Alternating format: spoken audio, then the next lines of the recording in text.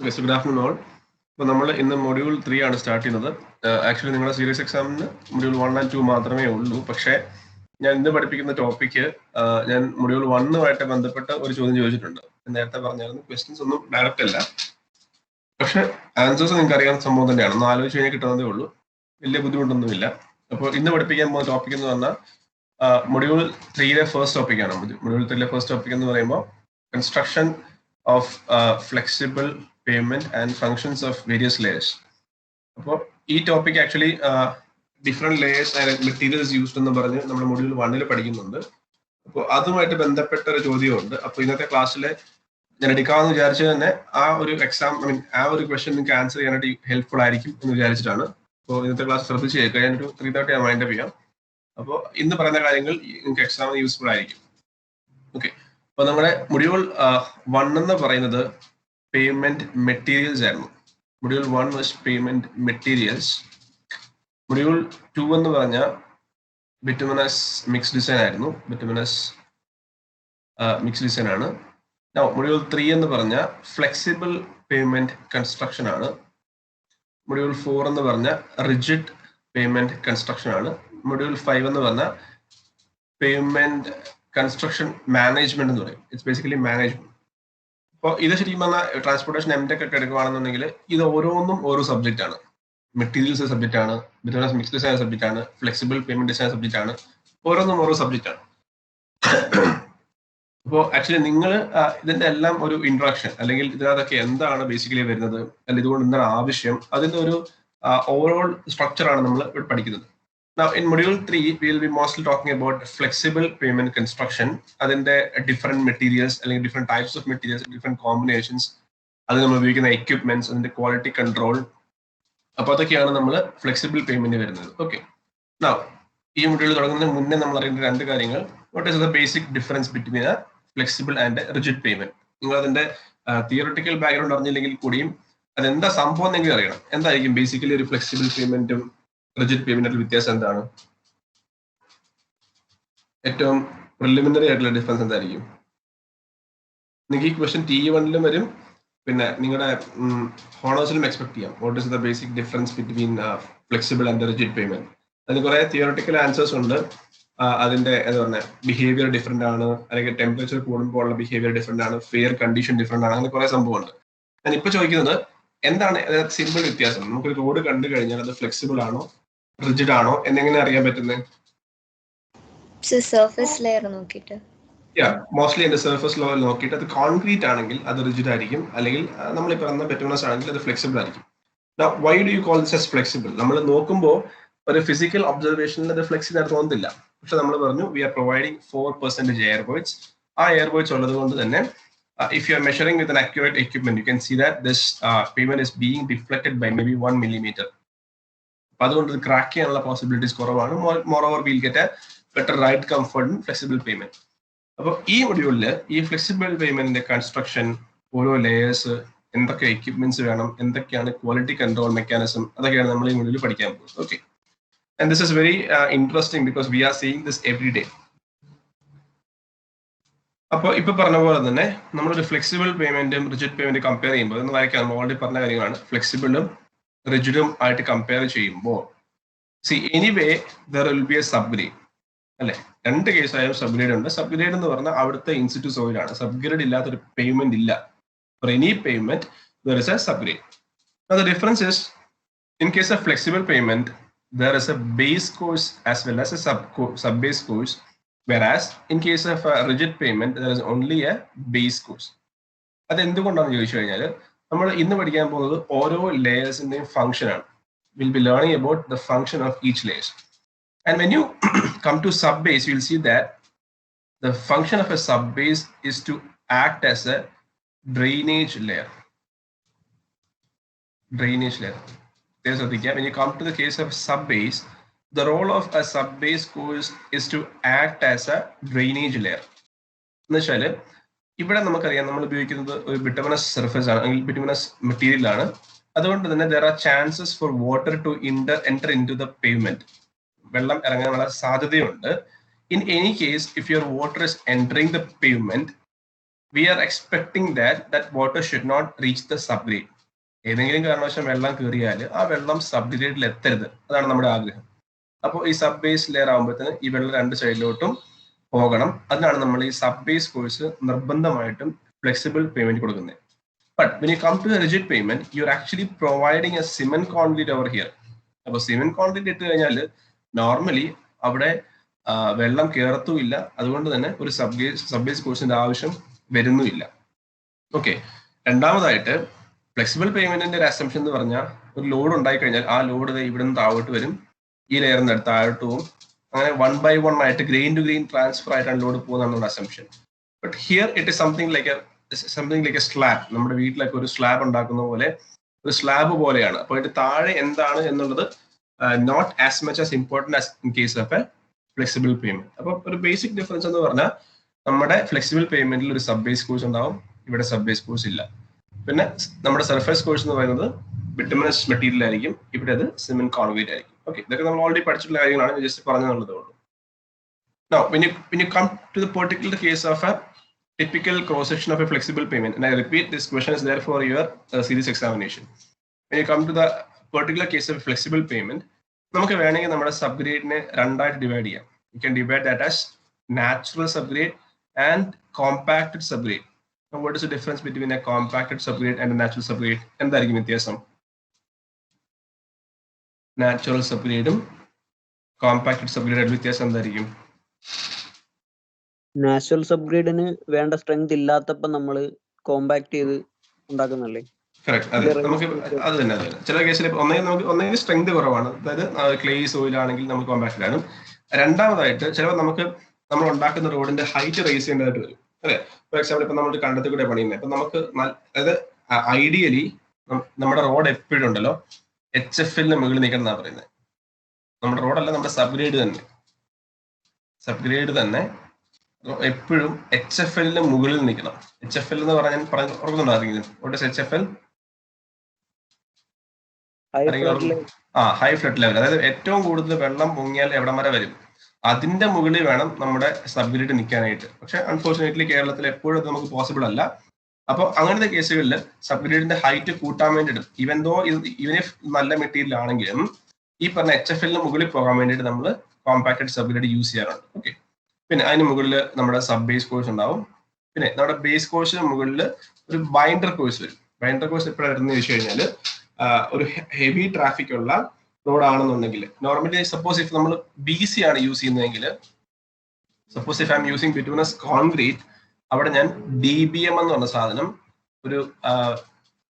ഒരു binder course ആയിട്ട് കൊടുക്കേണ്ടതായിട്ട് വരും. കാരണം BC നമ്മൾ യൂസ് ചെയ്യുന്നത് ഹെവി ട്രാഫിക് ഉള്ള കേസിലാണ്. അതുകൊണ്ട് BC യൂസ് ചെയ്യുമ്പോൾ I have to use a binder course. പക്ഷെ അതേസമയം നമ്മളിപ്പോൾ ഒരു ചെറിയ റോഡാണ്, നമ്മുടെ കോളേജിന്റെ ഫ്രണ്ടിൽ കൂടെ ഉള്ള പോലത്തെ ചെറിയ റോഡാണെന്നുണ്ടെങ്കിൽ അവിടെ ഞാൻ ഉപയോഗിക്കുന്നത് പ്രീമിക്സ് കാർപ്പറ്റ് എന്ന് പറഞ്ഞ വേറൊരു മെറ്റീരിയലാണ്. അപ്പൊ അവിടെ നമ്മുടെ ബൈൻഡർ കോഴ്സിനൊന്നും ആവശ്യമില്ല, നേരെ അങ്ങ് അപ്ലൈ ചെയ്താൽ മതി. ഹെവി ട്രാഫിക് ഉണ്ടെങ്കിൽ I have to use BC. Using BC I should use a binder course of DBM. അതല്ല, ഒരു ചെറിയ റോഡാണെങ്കിൽ പ്രീമിക്സ് കാർപ്പറ്റ് മാത്രം മതി. പിന്നെ അതിന് കൂടെ തന്നെ 3 സാധനം ഉണ്ടായിരുന്നു: tack coat, seal coat, prime coat.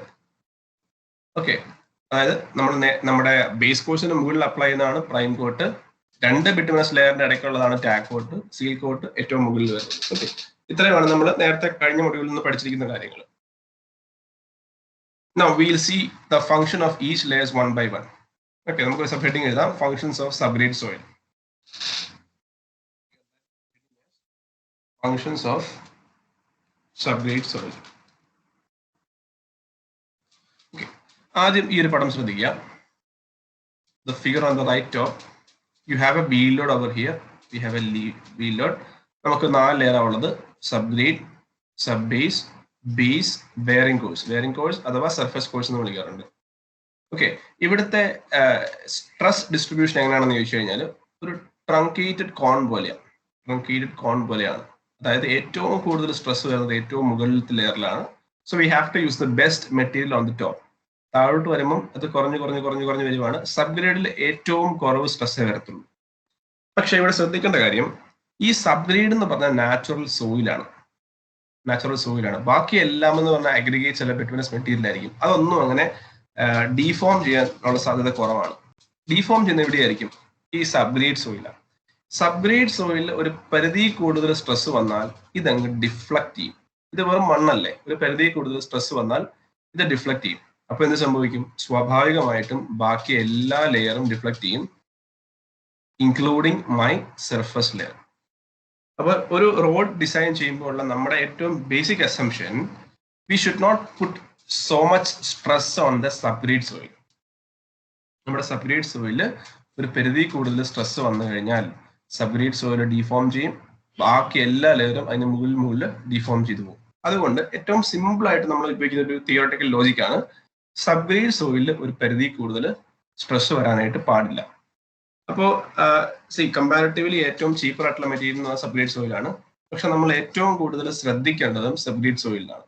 എന്തുകൊണ്ടാണെന്ന് വെച്ച് കഴിഞ്ഞാൽ, ഫോർ എക്സാമ്പിൾ, ഇപ്പോൾ എൻ്റെ സബ്ഗ്രേഡ് സോയിൽ വളരെ വീക്കാണെന്ന് വിചാരിക്കാം.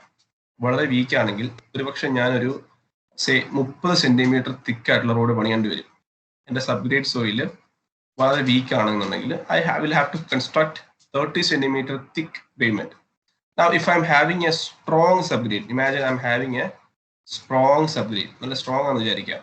അപ്പോൾ ചിലപ്പോൾ എനിക്ക് 30 എന്നുള്ളത് 20 ആക്കാൻ പറ്റും. അതെങ്ങനെ തിക്നെസ് വരും എന്നൊക്കെ നിങ്ങൾ T1 പഠിക്കുന്നുണ്ട്, അതുകൊണ്ട് ഞാൻ എക്സ്പ്ലെയിൻ ചെയ്യുന്നില്ല. ബേസിക് ലോജിക് സിമ്പിൾ ആയിട്ട് പറയുകയാണെന്നുണ്ടെങ്കിൽ, ഒരു നല്ല സ്ട്രോങ് സബ്ഗ്രേഡ് ഉണ്ടെങ്കിൽ എനിക്ക് ഈ റോഡ് പണി 30 സെന്റിമീറ്ററിൽ നിന്ന് 20 സെന്റിമീറ്റർ ആയിട്ട് കുറയ്ക്കാൻ പറ്റും. അപ്പൊ എനിക്ക് ഫിനാൻഷ്യൽ ലാഭം ഉണ്ടാവുമോ? തീർച്ചയായിട്ടും ഉണ്ടാവും. ഭയങ്കര ലാഭമായിരിക്കും. 30 സെന്റിമീറ്റർ 20 സെന്റിമീറ്റർ ആക്കാൻ പറ്റിയാൽ എനിക്ക് ഭയങ്കര ലാഭമായിരിക്കും. ഞാൻ ചെയ്യേണ്ട എന്താ? സബ്ഗ്രേഡ് വീക്ക് ആണെങ്കിൽ അതിനെ സ്ട്രോങ് ആക്കണം. ഇനി എന്റെ ചോദ്യം, എങ്ങനെ സബ്ഗ്രേഡിനെ സ്ട്രോങ് ആക്കാൻ പറ്റും? എങ്ങനെ സ്ട്രോങ് ആക്കാൻ പറ്റും? എന്തെങ്കിലും മെത്തേഡ് അറിയാവോ? പല മെത്തേഡ്സ് ഉണ്ട്, പറഞ്ഞു. കെമിക്കൽസ് ഒക്കെ ഉപയോഗിക്കുകയല്ലേ? കെമിക്കൽ സിവിലൈസേഷൻ ഉണ്ട്. കെമിക്കൽ സിവിലൈസേഷൻ എന്ന് പറഞ്ഞാൽ നമ്മൾ നോർമലി യൂസ് ചെയ്യുന്ന ലൈമാണ്. ലൈം ഒരു 4% മിക്സ് ചെയ്ത് കഴിഞ്ഞാൽ ഇതിന് നല്ല ഇമ്പ്രൂവ്മെന്റ് ഉണ്ടാവും. കെമിക്കൽ സിവിലൈസേഷൻ ഉണ്ട്, സിമെന്റ് സ്റ്റെബിലൈസേഷൻ ഉണ്ട്, അതുപോലെ മെക്കാനിക്കൽ സ്റ്റെബിലൈസേഷൻ ഉണ്ട്. ഞാൻ ഈ പറഞ്ഞൊക്കെ ജസ്റ്റ് ഒന്ന് നോട്ട്ബുക്കിൽ എഴുതിയിട്ടോണേ. അതായത് നമ്മുടെ കോൺസെപ്റ്റ് ഇത്രയേ ഉള്ളൂ, സബ്ഗ്രേഡ് വീക്ക് ആണെങ്കിൽ ആ റോഡിൽ നമ്മളൊരു 30 സെന്റിമീറ്റർ തിക്ക് പണിയണം, തിക്ക് റോഡ് പണിയെന്ന് വിചാരിക്കാം.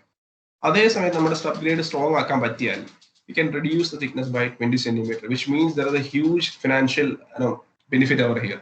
അപ്പോൾ എങ്ങനെ സബ്ഗ്രേഡിനെ സ്ട്രോങ് ആക്കാൻ പറ്റും? അതാണ് നമ്മുടെ ചോദ്യം.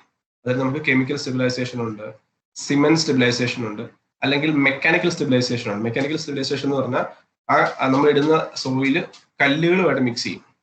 നമ്മൾ ആദ്യത്തെ മൊഡ്യൂൾ പഠിച്ചിട്ടുണ്ട്, നിങ്ങൾ മൊഡ്യൂൾ 1 നോക്കിയാൽ കാണാം, അവിടെ സോയിൽ അഗ്രിഗേറ്റ് മിക്സ് എന്നൊരു സാധനമുണ്ട്. സോയിൽ അഗ്രിഗേറ്റ് മിക്സ്, കല്ലുകൾ അഗ്രിഗേറ്റുമായിട്ട് മിക്സ് ചെയ്ത് അതിനെ നന്നായിട്ട് കോമ്പാക്ട് ചെയ്യും. അപ്പൊ അതുകൊണ്ട് തന്നെ കാര്യം സബ്ഗ്രേഡ് എന്ന ഒരു ചീപ്പർ മെറ്റീരിയൽ ആണെങ്കിലും അതിന്റെ സ്റ്റെബിലൈസേഷൻ വളരെ ഇമ്പോർട്ടന്റ് ആണ്. Because if I'm able to make a weak subgrade as a strong subgrade, I can reduce my overall thickness, which will bring lot of financial benefits for me. അതുകൊണ്ട് ഒരു payment കൺസ്ട്രക്ഷന്റെ ഒരു core ആയിട്ടുള്ള പാർട്ടാണ് subgrade stabilisation എന്ന് പറയുന്നത്. Okay, അത് നിങ്ങൾ നോട്ട്ബുക്കിൽ എഴുതി വെച്ചോണം. സബ്ഗ്രേഡ് സ്റ്റെബിലൈസേഷന്റെ ഇമ്പോർട്ടൻസ് എന്താണെന്നുള്ളത്. We can bring about lot of financial benefits. അപ്പൊ അതിന് ഉപയോഗിക്കുന്ന പല മെത്തേഡ്സ് ഉണ്ട്. Chemical stabilisation, cement stabilisation, mechanical stabilisation, അങ്ങനെ പല മെത്തേഡ്സ് ഉണ്ട്. അപ്പൊ അത് എഴുതുക, ആ കൂട്ടത്തിൽ ഇതും കൂടെ എഴുതുക. എന്താണ് ഒരു സബ്ഗ്രേഡ് സോയിലിന്റെ ഫംഗ്ഷൻ എന്ന് പറഞ്ഞാൽ, the load coming over the pavement is ultimately transmitted to the subgrade.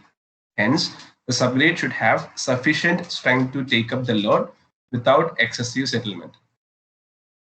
ഈ എല്ലാ ലോഡുകളും അവസാനം വന്നെത്തുന്നത് നമ്മുടെ സബ്ഗ്രേഡിലാണ്. അതുകൊണ്ട് അധികം ഡീഫോം ചെയ്യാതെ ഈ ലോഡുകൾ എടുക്കാനുള്ള സ്ട്രെങ്ത് നമ്മുടെ സബ്ഗ്രേഡ് സോയിലിന് ഉണ്ടാവണം. അതിന് നമ്മൾ അഡോപ്റ്റ് ചെയ്യുന്ന മെത്തേഡ്സ് ആണ് chemical stabilisation, cement stabilisation, mechanical stabilisation, അങ്ങനെയുള്ള മെത്തേഡ്സ്. അപ്പൊ അതൊന്ന് എഴുതിയെടുക്കാം.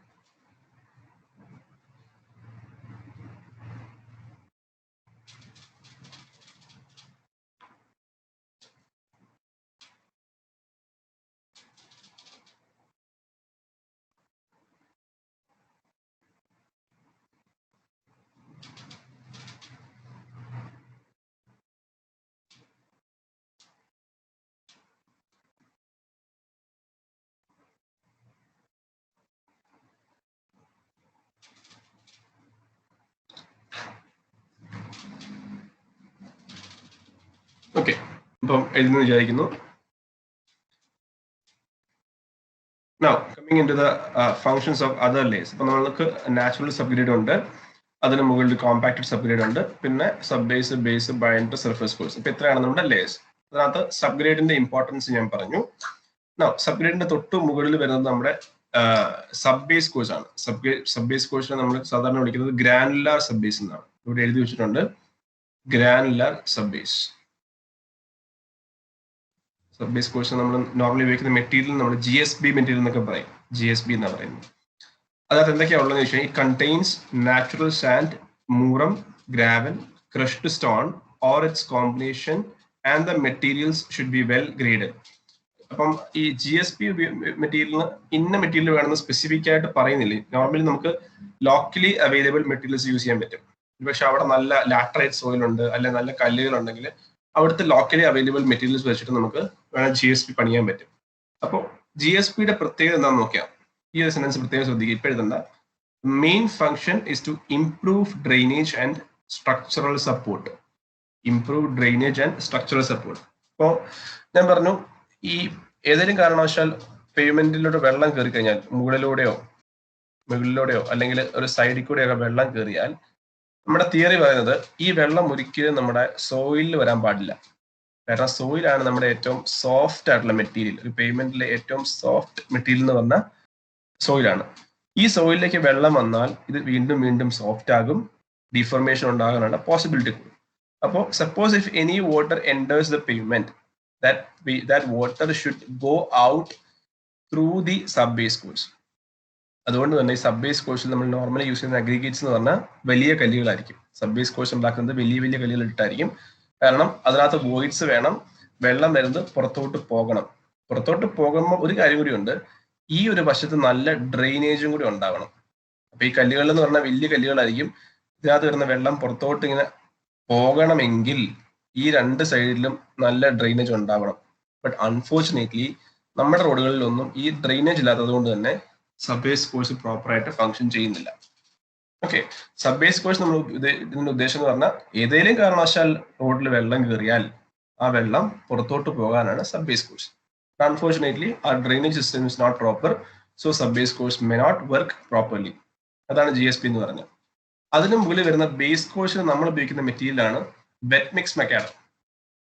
വെറ്റ് മിക്സ് മെക്കാഡം എന്ന് പറഞ്ഞാൽ നമ്മൾ ഈ ബേസ് ലെയർ കൺസ്ട്രക്ഷന് വേണ്ടി നമ്മൾ എപ്പോഴും ഉപയോഗിക്കുന്ന മെറ്റീരിയലാണ് വെറ്റ് മിക്സ് മെക്കാഡം അഥവാ WMM എന്ന് പറഞ്ഞത്. അതിനകത്ത് എന്തൊക്കെയുള്ളതെന്ന് ചോദിച്ചു കഴിഞ്ഞാൽ it consist of laying and compacting clean crushed graded aggregate and granular material premixed with water to a dense mass.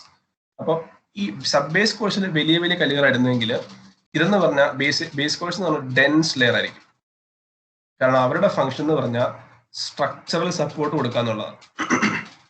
മുകളിലത്തെ ബിറ്റുമിനസ് ലെയറിന് സ്ട്രക്ചറൽ സപ്പോർട്ട് കൊടുക്കുക എന്നുള്ളതാണ് നമ്മുടെ ബേസ് ലെയർ അഥവാ WMMന്റെ ഫംഗ്ഷൻ എന്ന് പറഞ്ഞാൽ. ഓക്കെ, അപ്പൊ അത് ഡെൻസ് ലെയർ ആയിരിക്കും, മറ്റേത് അത്ര ഡെൻസ് ആയിരിക്കില്ല. സബ് ബേസ് കോഴ്സ് ഇത്ര ഡെൻസ് ആയിരിക്കില്ല. ഇനി അതിന്റെ മുകളിൽ വരുന്നതാണ് നമ്മുടെ ബൈൻഡർ കോഴ്സ്. ബൈൻഡർ കോഴ്സ് ആയിട്ട് ഇന്ത്യയിൽ ഏറ്റവും കൂടുതൽ യൂസ് ചെയ്യുന്നത് ഡെൻസ് ബിറ്റുമിനസ് മെക്കാഡം ആണ്. അതിന് മുകളിൽ സർഫസ് ലെയർ വരും, അതിന് ബിറ്റുമിനസ് മെക്കാഡം വരും. അപ്പൊ ഇത് രണ്ടും നോക്കിക്കഴിഞ്ഞാൽ ഒറ്റ നോട്ടത്തിൽ നിങ്ങൾക്ക് അതിന്റെ വ്യത്യാസം മനസ്സിലാവില്ല. പക്ഷെ എന്നാ സംഭവം എന്ന് വെച്ച് കഴിഞ്ഞാൽ ഈ BCയിൽ വരുന്ന അഗ്രിഗേറ്റ്സ് എന്ന് പറയുന്നത് കുറേ കൂടെ സ്മോളർ ആയിരിക്കും. DBMനെ വെച്ച് നോക്കുമ്പോൾ BCയിൽ വരുന്ന അഗ്രിഗേറ്റ്സ് കുറച്ചും കൂടെ സ്മോളർ ആയിരിക്കും. അത് ആ വർക്ക് കഴിഞ്ഞാൽ ഒരു കോൺക്രീറ്റ് ചെയ്ത പോലെ നടക്കും. BC ഇട്ട് കഴിഞ്ഞാൽ കോൺക്രീറ്റ് ചെയ്ത പോലെ നടക്കും. അതേസമയം DBMൽ നമ്മൾ കുറച്ചും കൂടെ വലിയ കല്ലുകളായിരുന്നത്. അപ്പോൾ അത്ര ഒരു ഫിനിഷിങ് കിട്ടത്തില്ല. മാത്രമല്ല DBMൽ യൂസ് ചെയ്യുന്ന ബിറ്റുമിൻ കണ്ടന്റ് എന്ന് പറഞ്ഞാൽ ഒരു 4 to 4.5% ആയിരിക്കും. അതേസമയം BCയിൽ അത് 5.2 to 5.4 ആയിരിക്കും. അപ്പൊ അത് കുറച്ചുകൂടെ ബിറ്റുമിൻ റിച്ച് ആയിരിക്കും, കണ്ടാലും ഒരു പെർഫെക്ഷൻ കിട്ടും. അപ്പൊ നമ്മൾ ഉപയോഗിക്കുന്ന ബൈൻഡർ കോഴ്സ് എന്ന് പറഞ്ഞാൽ DBM ആണ്. ബിറ്റുമിനസ് സർഫസ് കോഴ്സ് എന്ന് പറയുന്നത് ബിറ്റുമിനസ് കോൺക്രീറ്റ് ആയിരിക്കും. രണ്ട് ലെയറിന്റെ ഉദ്ദേശം ഒന്ന് തന്നെ സ്ട്രക്ചറൽ സ്ട്രെങ്ത് കൊടുക്കുക, വെള്ളം കയറാതിരിക്കാനായിട്ടൊരു ഒരു നല്ല കവറായിട്ട് ആക്ട് ചെയ്യുക. അതാണ് അതിന്റെ ഫംഗ്ഷൻ എന്നുള്ളത്. പിന്നെ അതുകൂടാതെ നമുക്കറിയാം പ്രൈം കോട്ട് ഉണ്ട്, ടാക് കോട്ട് ഉണ്ട്, സീൽ കോട്ട് ഉണ്ട്. ഓരോന്നിനും ഉപയോഗിക്കുന്നതിന്റെ അളവുകൾ പറയുന്നുണ്ട്. വ്യത്യാസം എന്താണെന്ന് വെച്ച് കഴിഞ്ഞാൽ ചിലയിടത്ത് നമ്മൾ ലോ വിസ്കസ് ആയിട്ട് പ്രൈം കോട്ട് എന്ന് പറഞ്ഞാൽ ലോ വിസ്കസ് ആയിരിക്കും, ടാക് കോട്ട് എന്ന് പറഞ്ഞാൽ ഹൈ വിസ്കസ് ആയിരിക്കും. സീൽ കോട്ടൺ എന്ന് പറഞ്ഞാൽ ഒരു വാട്ടർ പ്രൂഫിംഗ് മെറ്റീരിയൽ ആയിരിക്കും. അതിന്റെ ഡോസേജ് ഒക്കെ ഇവിടെ പറയുന്നുണ്ട്. അപ്പോൾ ഒരു ഫോട്ടോ വെച്ച് ഞാൻ കാണിക്കാം. ഒരു ഫോട്ടോ ഞാൻ ക്ലിയർ ആയിട്ട് എക്സ്പ്ലെയിൻ ചെയ്യാം എന്താ സംഭവം എന്നുള്ളത്. ഓക്കെ, അപ്പോൾ ഓരോ ഫംഗ്ഷൻ ഇപ്പോൾ എഴുതിക്കും. സബ് ബേസ് കോഴ്സ്, ബേസ് കോഴ്സിന്റെ ഫംഗ്ഷൻസ് വളരെ ബ്രീഫ് ആയിട്ട് നോട്ട് ചെയ്ത് വെച്ചു. ഞാൻ ആ ഷെയർ ചെയ്ത PDF ഡീറ്റെയിൽ നോട്ടുണ്ട്. ജസ്റ്റ് ആ ഒരു പോയിന്റ് മാത്രം. സബ് ബേസ് എന്ന് പറഞ്ഞു കഴിഞ്ഞാൽ ഒരു ഡ്രെയിനേജ് ലെയർ ആയിരിക്കും. ബേസ് കോഴ്സ് എന്ന് പറഞ്ഞാൽ മുകളിലുള്ള ലെയറിനുള്ള ഒരു സപ്പോർട്ട് ആയിരിക്കും. സർഫേസ് കോഴ്സ് എന്ന് പറഞ്ഞാൽ ഏറ്റവും മുകളിലത്തെ ലെയർ ആയിട്ട് strongest layer and it provides A cover. വെള്ളം കയറാതിരിക്കാനുള്ള ഒരു കവർ ആയിട്ട് ആക്ട് ചെയ്യും.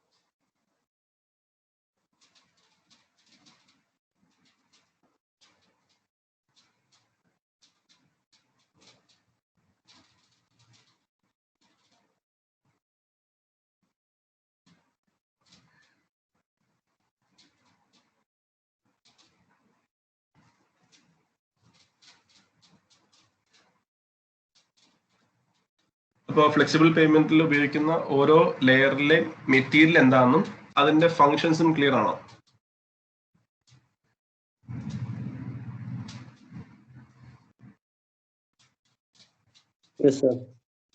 ഓക്കെ, ഞാൻ ഒരു എക്സാമ്പിൾ കാണിക്കാം. ആലപ്പുഴ ചെയ്തൊരു വർക്കാണ്. അപ്പോൾ ഒരു സബ്ഗ്രേഡ് സോയിൽ എന്ന് പറഞ്ഞാൽ ഒരു മണ്ണ് പോലെ ഇരിക്കും. അപ്പൊ ഇതിന്റെ സ്ട്രെങ്ത് നമ്മൾ കണ്ടിരിക്കേണ്ടത് വളരെ ഇമ്പോർട്ടന്റ് ആണ്. ഈ ചെയ്യുന്ന ടെസ്റ്റിന് നമ്മൾ DCP എന്ന് പറയും, ഡൈനാമിക് കോൺ പെനിട്രേഷൻ ടെസ്റ്റ് എന്ന് പറയും. ഈ ടെസ്റ്റിൽ നമുക്ക് ആക്ച്വലി ഈ സോയിലിന്റെ സ്ട്രെങ്ത് നമുക്കറിയാം. അപ്പോൾ ഈ സോയിലിന്റെ സ്ട്രെങ്ത് അറിഞ്ഞിട്ട് വേണം അതിന്റെ മുകളിൽ എത്ര തിക്നെസ്സിൽ നമ്മൾ പേയ്മെന്റ് കൺസ്ട്രക്ട് ചെയ്യണം തീരുമാനിക്കുന്നത്.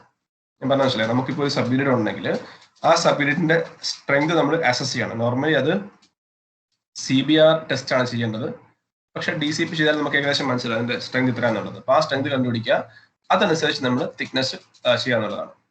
ഈ കാണുന്ന ലെയർ ആണ് നമ്മുടെ സബ് ബേസ് എന്ന് പറഞ്ഞത്. Okay, sub base layer. Sub base layer നിങ്ങൾക്ക് ഈ പടം നോക്കിയാൽ മനസ്സിലാവും. ഇവിടെ ഉപയോഗിക്കുന്ന കല്ലുകളൊക്കെ വളരെ വലിയ കല്ലുകളാണ്.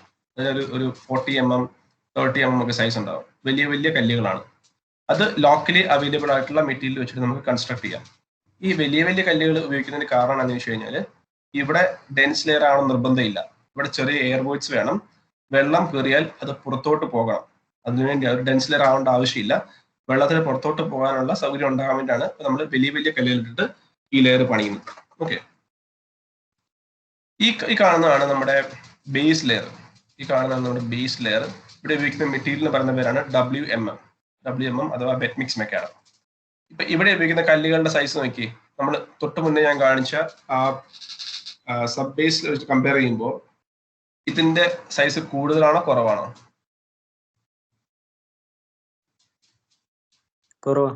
തീർച്ചയായിട്ടും കുറവായിരിക്കും അല്ലേ.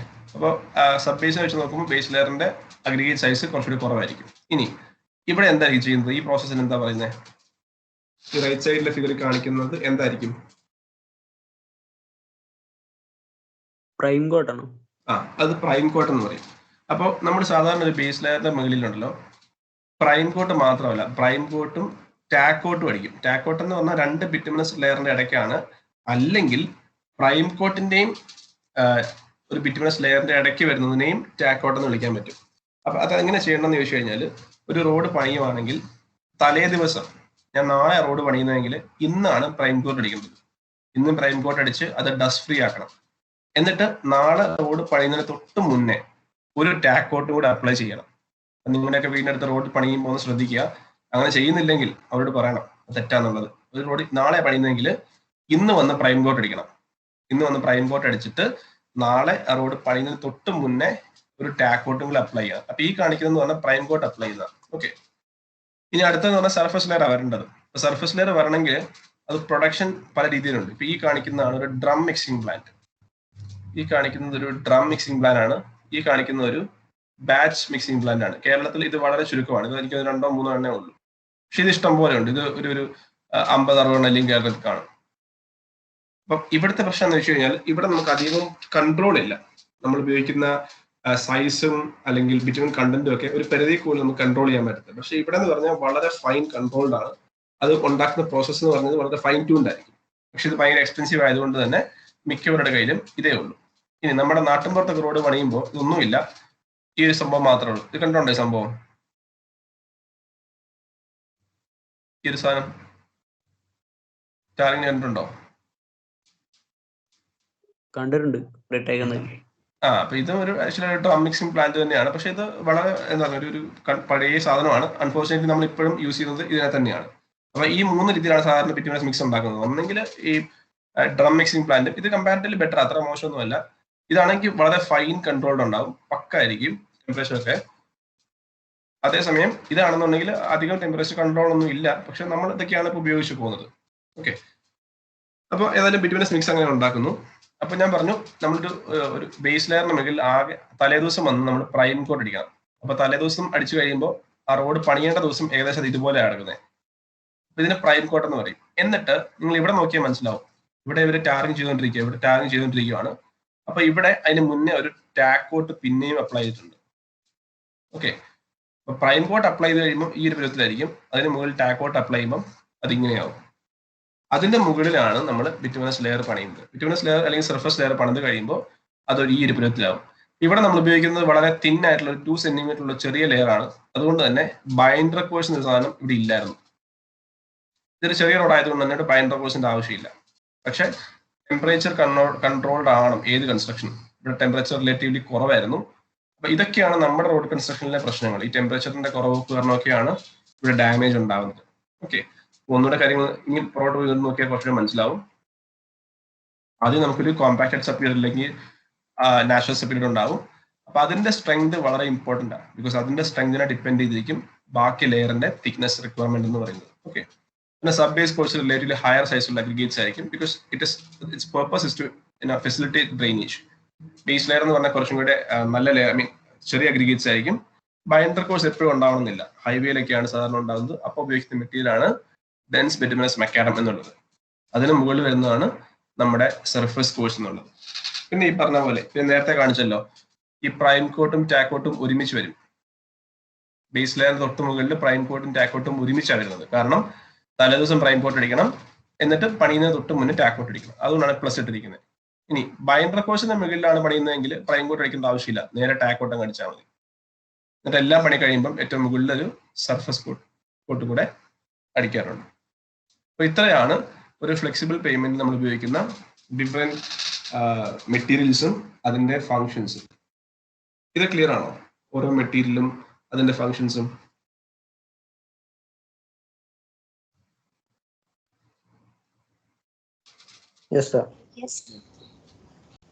ഓക്കെ, അപ്പം ഇതുമായിട്ട് ബന്ധപ്പെട്ട ഒരു ക്വസ്റ്റ്യൻ ഉണ്ട്. So it's better you can copy down these terms. മൊത്തം ഒന്നും എഴുതിയില്ലെങ്കിലും ഈ ടേംസ് ഒക്കെ കോപ്പി ഡൗൺ ചെയ്യുവാണെങ്കിൽ നല്ലതായിരിക്കും. It will help you during the serious examination. Okay, ഒരു ചെറിയ കാര്യം പറഞ്ഞ് നിർത്താം.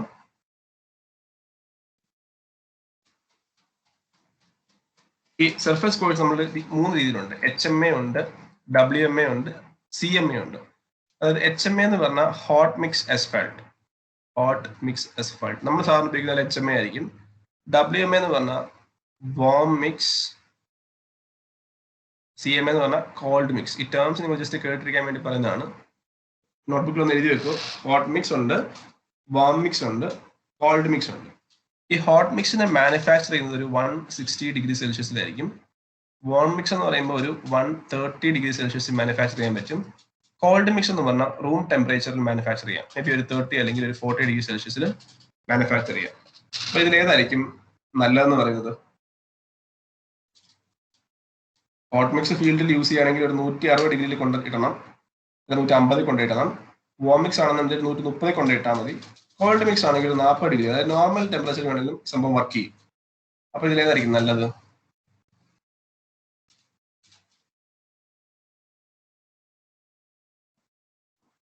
അറ്റ്ലീസ്റ്റ് എൻവയോൺമെന്റൽ പോയിന്റ് ഓഫ് വ്യൂ ആയിരിക്കും നല്ലത്. cold mix. In terms of environmental safety, cold mix ആണ് എപ്പോഴും ബെറ്റർ ഓപ്ഷൻ എന്ന് പറഞ്ഞാൽ കാര്യം അതായത് പൊല്യൂഷൻ ഒന്നും വരുന്നില്ല, നമുക്ക് നോർമൽ കണ്ടീഷനിൽ വർക്ക് ചെയ്യാൻ പറ്റും. പക്ഷെ ദ പ്രോബ്ലം ഇസ് അതിന് സ്ട്രെങ്ത് വളരെ കുറവായിരിക്കും. ഒരു ഹോട്ട് മിക്സിനെ വെച്ച് നോക്കുമ്പോൾ കോൾഡ് മിക്സിന്റെ അല്ലെങ്കിൽ വാം മിക്സിന്റെ സ്ട്രെങ്ത് കുറവായിരിക്കും. As of now we are giving more importance to strength, so we normally go for hot mix asphalt. ഇനി ഈ ഹോട്ട് മിക്സ് എക്സ്പോൾട്ടിനകത്ത് നമുക്ക് പല കെമിക്കൽസ് ഉണ്ട്. പല കെമിക്കൽസ് ആഡ് ചെയ്ത് കഴിഞ്ഞാൽ നമുക്കിതിനെ ലോവർ ടെമ്പറേച്ചറിൽ യൂസ് ചെയ്യാൻ പറ്റും. ഹോട്ട് മിക്സ് എസ്ഫാൾട്ടിൽ കെമിക്കൽസ് യൂസ് ചെയ്ത് കഴിഞ്ഞാൽ we can use it as warm mix asphalt. അതായത് 160 വരെ കൊണ്ടുപോകണ്ട, 130 വരെ ആണെങ്കിൽ യൂസ് ചെയ്യാൻ പറ്റും. ബട്ട് സ്റ്റിൽ ആ കെമിക്കലിൽ നിന്ന് പൊല്യൂഷൻ ഉണ്ടാവാം. ഇനി കോൾഡ് മിക്സ് നമ്മൾ സാധാരണ ഉണ്ടാക്കുന്നത് ഇമൽഷൻ യൂസ് ചെയ്തിട്ടാണ്. എന്താണ് ഇമൽഷൻ എന്ന് പറഞ്ഞാൽ? നമ്മൾ ആദ്യ ക്ലാസ്സിലൊക്കെ പഠിച്ചോ? What is emulsion? ബേസിക്കലി എന്താ ഇമൽഷൻ എന്ന് പറയുന്നത്? ബിറ്റുമിനും വാട്ടറോടുള്ള ബിറ്റുമിനും വാട്ടറോടുള്ള മിക്സ് ആണ് ഇമൽഷൻ എന്ന് പറഞ്ഞത്. അപ്പം ഇമൽഷൻ യൂസ് ചെയ്തിട്ട് വേണം നമുക്ക് ഈ റോഡ് പണിയാൻ പറ്റും. അത് വലിയ പൊല്യൂഷൻ, വലിയ നല്ല ഒട്ടും പൊല്യൂഷൻ ഇല്ല, കാരണം അത് ആകെ ഇവോപ്പറേറ്റ് ചെയ്യാനുള്ളത് വെള്ളം മാത്രമാണ്. അപ്പൊ കോൾഡ് മിക്സ് എന്നുള്ളത് ഭയങ്കര സ്കോപ്പുള്ള ഒരു ടെക്നോളജിയാണ്. പക്ഷേ നമ്മുടെ നാട്ടിൽ ഈ സ്ഥിരമായിട്ട് മഴയുള്ളത് കൊണ്ട് ഇപ്പൊ നമ്മളിപ്പോ ഒരു കോൾഡ് മിക്സ് നമ്മൾ ലേ ചെയ്തു, അതിൽ നിന്ന് വെള്ളം ഇവോപ്പറേറ്റ് ചെയ്ത് നല്ല സ്ട്രെങ്ത് ഉണ്ടാവാൻ ഒരു 3 ദിവസം വേണം. പക്ഷെ നമുക്ക് സത്യം പറഞ്ഞാൽ ഒരു 3 ദിവസം പോലും നല്ല മഴയില്ലാതെ കിട്ടും എന്ന് നമുക്ക് ഉറപ്പ് പറയാൻ പറ്റത്തില്ല. അത് നമ്മുടെ ഇവിടുത്തെ കാലാവസ്ഥ അങ്ങനെയാണ്. ആ ഒരു പ്രശ്നം ഉള്ളതുകൊണ്ടാണ് ഈ കോൾഡ് മിക്സിന് അധികം ആരും പ്രൊമോട്ട് ചെയ്യാറ്. അത് ഭയങ്കര ഒരു റിസ്ക് ഉണ്ട് അതിനകത്ത്. നമ്മളിപ്പോൾ റോഡ് പണ്ട് 2 ദിവസം കഴിഞ്ഞ് മഴ പെയ്ത് കഴിഞ്ഞാൽ ഈ സാധനം വർക്കൗട്ട് ആകത്തില്ല. അപ്പോൾ പക്ഷെ അതേസമയം ഇപ്പൊ ഒരു ഫോറിൻ കൺട്രീസ് മഴ അതുപോലത്തെ പ്രശ്നം ഉണ്ടാക്കാത്ത രാജ്യങ്ങളിലൊക്കെ ആണെന്നുണ്ടെങ്കിൽ ഒരുപാട് കോൾഡ് മിക്സിന്റെ ടെക്നോളജി ഇപ്പം പ്രൊമോട്ട് ചെയ്ത് വരുന്നുണ്ട്. പക്ഷെ in future we can also promote expect to have cold mix technology, because ഇപ്പം എൻവയോൺമെന്റൽ കൺസേൺസ് കൂടി വരുന്നതുകൊണ്ട് തന്നെ കോൾഡ് മിക്സ് ടെക്നോളജി ഭാവിയിൽ ഉണ്ടാവും. അപ്പൊ ഇങ്ങനെ 3 ടൈപ്പ് ഓഫ് സംഭവം ഉണ്ട്. ഹോട്ട് മിക്സ് ആണ് നമുക്ക് പഠിക്കാനുള്ളത്. നമ്മൾ പഠിക്കുന്ന എല്ലാം ഹോട്ട് മിക്സുമായിട്ട് ബന്ധപ്പെട്ട സംഭവമാണ്. ഹോട്ട് മിക്സിന്റെ പ്രശ്നം അത് ഫീൽഡിൽ യൂസ് ചെയ്യണമെങ്കിൽ 150 ഡിഗ്രി വേണം. ഇനി വാം മിക്സ് ആണെന്നുണ്ടെങ്കിൽ അവിടെ നമ്മൾ കെമിക്കൽ യൂസ് ചെയ്യണം, പക്ഷെ ടെമ്പറേച്ചർ കുറയ്ക്കാൻ പറ്റും. ഏറ്റവും ബെസ്റ്റ് വേണമെന്ന് പറഞ്ഞാൽ കോൾഡ് മിക്സ് ആണ്. But unfortunately there are some concern regarding the strength gain of this material. അപ്പൊ അങ്ങനെ ഈ സർഫേസ് കോഴ്സിൽ ഈ പറഞ്ഞ പോലെ ഹോട്ട് മിക്സ് മാത്രമല്ല, വാം മിക്സും പിന്നെ കോൾഡ് മിക്സും അങ്ങനെ 2 സംഭവങ്ങൾ ഉണ്ട്. ഓക്കെ, അപ്പൊ ഇന്ന് നമ്മൾ ഡീൽ ചെയ്ത് construction and function of different layers in A flexible payment എന്ന ടോപ്പിക്കാണ്. ഇതിന്റെ ഓരോ ലെയറിന്റെയും ക്വാളിറ്റി കൺട്രോൾ അല്ലെ എക്യുപ്മെന്റ്സ് യൂസ്ഡ് എന്നുള്ളതൊക്കെ നമ്മൾ ഇനി അടുത്ത ക്ലാസ്സുകളിൽ പഠിക്കും. ഇന്ന് പറഞ്ഞ കാര്യങ്ങൾ ക്ലിയർ ആണോ? ഇന്ന് പറഞ്ഞ ടോപ്പിക്കുകൾ ക്ലിയർ ആണോ നിങ്ങൾക്ക്? Yes, Clear, sir. sir. Yes, sir. Okay. So now we'll stop with this. Thank you. Thank you, sir. Thank you, sir.